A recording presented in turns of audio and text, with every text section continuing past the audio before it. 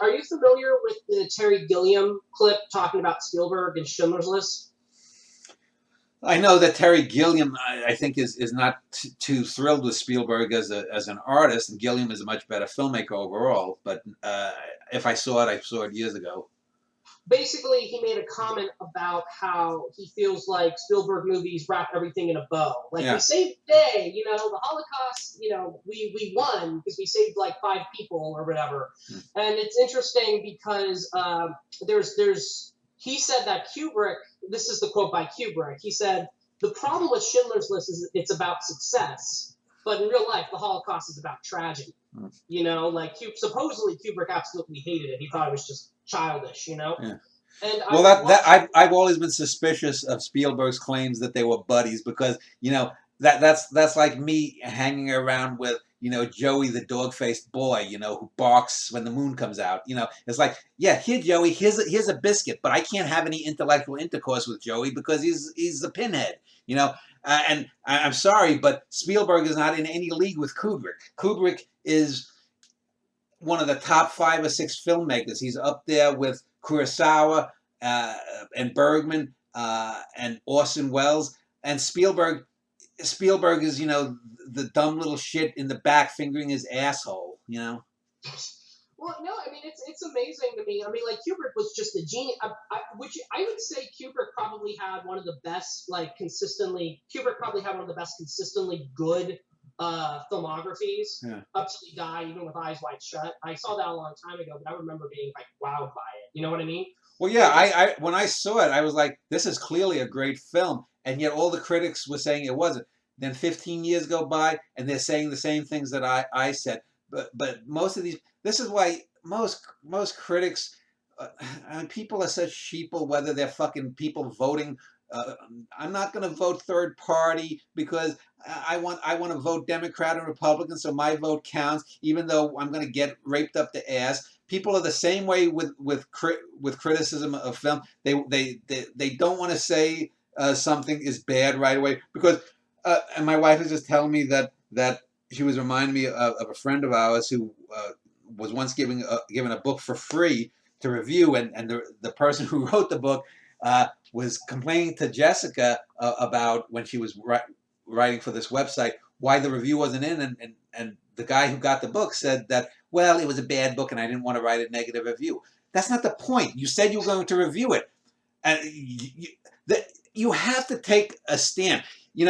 There's no, if I say that Steven Spielberg is a bad filmmaker, I'm not saying he's a bad human being.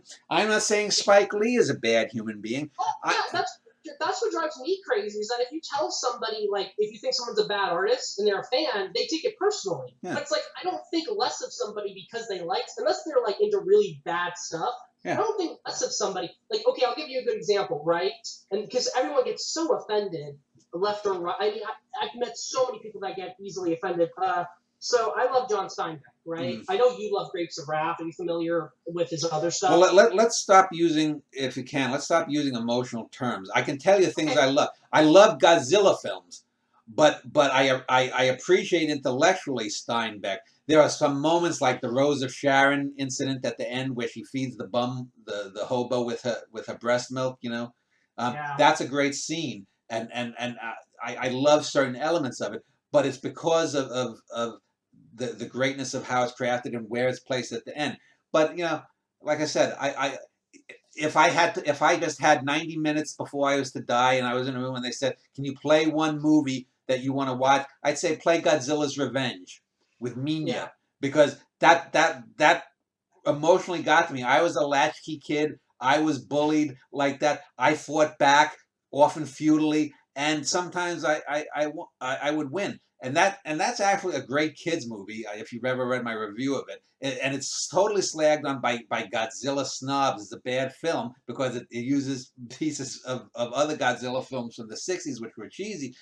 But if you actually look at it, it's a film about a lonely kid basically trying to avoid criminals, bullies, and a possible pedophile.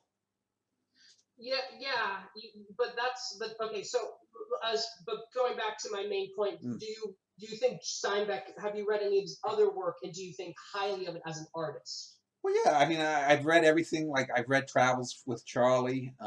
I've read The Pearl and Steve Eden? what? Yeah, East of Eden. Yeah, certainly. I've read East of Eden. I've read. I mean, I probably read if he's got 25 novels or something. I probably read 18 to 19 of them. And I think he's a consistently excellent writer with probably 5 or 6 novels you can argue is great. Certainly, I think The Grapes of Wrath is the big book. It's his Moby Dick. I don't think it's as great as Moby Dick, but it's his masterpiece. The reason I brought him up was to give you an example. Like, supposedly, I was reading an article about like what Steinbeck liked, because it always fascinates me who likes other stuff as an artist. You know what I mean? Mm-hmm. So I read somewhere that Steinbeck said he liked Hemingway short stories. He emphasized Hemingway short stories, and then William Faulkner. But like, and I'm not a fan of Faulkner. He gives me a headache. I tried reading Pylon, the one about airplanes. It was just he goes on for like. I mean, his long sentences are just exhausting, and I don't have a problem with that, but it's just not my thing. But here's the thing: I don't think less of Steinbeck because he liked Faulkner, and I feel like a lot of people have this idea, like, oh, you think less of them or whatever if you don't like the art they like. Does that make sense? Basically, but yeah, like we were talking about, like that's what people take offense to, is like whether or not like you like something or you think less of it because of whatever. But I am curious though. What do you think about Hemingway though as a writer? His short stories are better than his novels. I would agree with Steinbeck there. Um, you know, the Kilimanjaro one. I mean, he had that little rat-a-tat-tat-tat short story, a sentence structure. The thing with Hemingway is probably his best overall work is Old Man in the Sea because it's short and to the point. I don't think Hemingway was a particularly deep human being, and I don't think he was a particularly deep writer because the more that he spoke or the more that he wrote on characters, the duller they became. Um, that's just having now probably been 10 or 12 years removed from reading any substantial Hemingway. That's the memory that I have of Hemingway. Well, I was going to say because I mean, you're a poet yourself, and you write beautifully. And I was going to ask, do you think that Hemingway's style is considered boring? Because I've talked to some people that think he's just monotonous and dry, and I didn't know what you felt about There, that. it depends on the quality. The quality makes it. You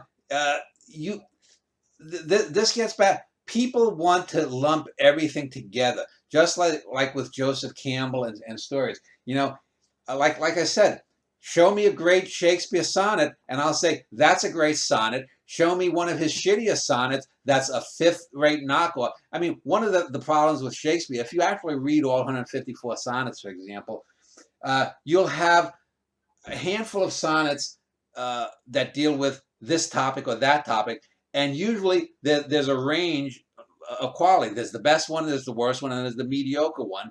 And I don't know whether he wrote the best one first and the worst one last, or in what chronological order they were written in. But it depends on the quality, and there is no, if I'm reading, for example, some of the early mediocre and trite poetry of W.B. Yeats, and then I'm reading some of the stuff he wrote in the last 15, 20 years of his life, well, the good stuff, the great stuff, is in that last 15 or 20 years mostly, and the bad stuff is in the beginning. So to say that I'm moved by Yeats's poetry, no, I'm moved, if I'm moved emotionally, by the quality of the writing. And it's going to vary from poem to poem, from book to book, from painting to painting. It depends. The idea of the monomyth by Kant. There is no monolithic. To go back to Kubrick in 2000, there is no monolithic art. If you read all of Dan Schneider, or all of my wife Jessica's work, there's going to be things that you're going to connect with more than the others. One of the reasons I feel compelled to write about many different things, and to write poems and essays and reviews and short stories and novels and now plays, is because I want people to have a wide variety. And there are going to be things that they say, yeah, I think Dan is a great writer or something, but his poetry moves me more than his plays, or his long novels move me more than his short stories, or vice versa. Well, that's fine. I'm not there to that you need to like me, whether I'm alive or dead. I'm not that insecure. I'm here and creating art, and any artist of any salt is there making the art so that the recipient of the art can understand something, can get something of utility to use in their life. And it may emotionally move them, it may not. Art doesn't have to be beautiful, for example. That's one of the most noxious cliches. Art is beauty. What are you, a fucking 3-year-old? What are you, a fucking 3-year-old? Art has to. No. A lot of art can be ugly. Art can be hard. It can be convoluted. But does it get to the core of something of depth? Something that, again, gets you into what is this life about? And not just the human life. Because, and this is something I've said many times, in 10,000 years, 10,000 light years away, I would love for an alien being to plug into the Encyclopedia Galactica or whatnot, pull up an ancient Earth art and stumble upon a poem of mine or a short story or whatever it is and say, ah, that ancient creature, how the fuck did he know that since he never left his planet? And whatever it is that creature thinks that I knew about existential woes of being whizzing through the Andromeda galaxy or whatnot, I don't know what that might be.